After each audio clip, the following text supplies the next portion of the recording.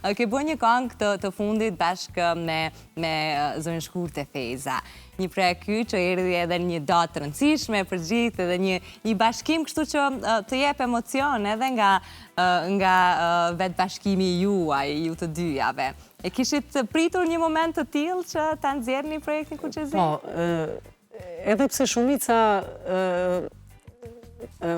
thonin ta për ditën e flamurit ta nxjerrim, unë edhe Shkurtja insistojshim që për ditën e pavarësisë Kosovës ta bëjmë këtë promovimin.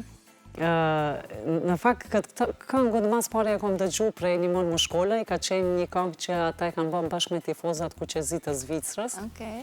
Edhe, po, ka që këngë e bukur që sa i thash një monit, a mundesh me na i dhanë ta këndojmë bashkë me Shkurtën, po do me thonë, zdo ta prekim atë që ju e keni bërë me tifozat. Ajo letë mbetet e jotja me tifozat, ne do të bëjmë të... Edhe vetëm pak tekstin e kemi ndru për ta përfshirë për të gjithë. Ishte shumë e bukur. Edhe për mu ka qenë një emocion i veçantë, sepse unë Shkurtën që e vogël e kam dasht, edhe gjithmonë e kam thonë dhe prapë e them që ajo është nana ime, do me thonë, sa i përket skenës, ajo më ka sugjeru shumë, unë jam konsultu me te për gjithë shka që ato që edhe ajo gjithmonë më ka folë si vajzën e vetë.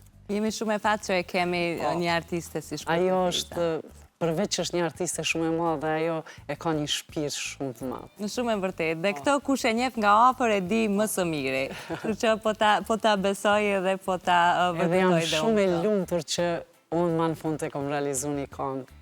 Më vjen shumë mirë, besoj që nuk do t'jetë e fundit, ku i dihet ku ndodh një, pastaj mund t'lindin edhe të tjera.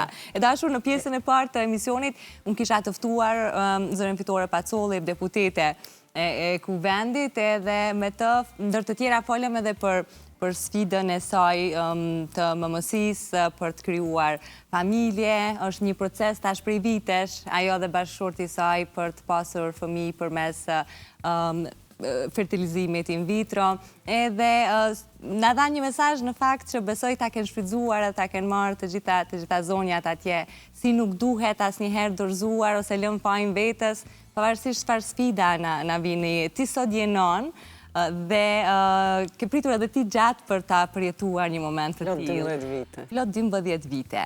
Si ka qenë momenti i ardhjes në jetë të fëmijës parë? Çdo njanës, jo vetëm çdo njanës, po çdo çifti që don të ketë një fëmijë, i them vetëm mos dorëzohen. Mos dorëzohen asnjëherë, sepse edhe të besojnë fort që një ditë do të kenë fëmijë.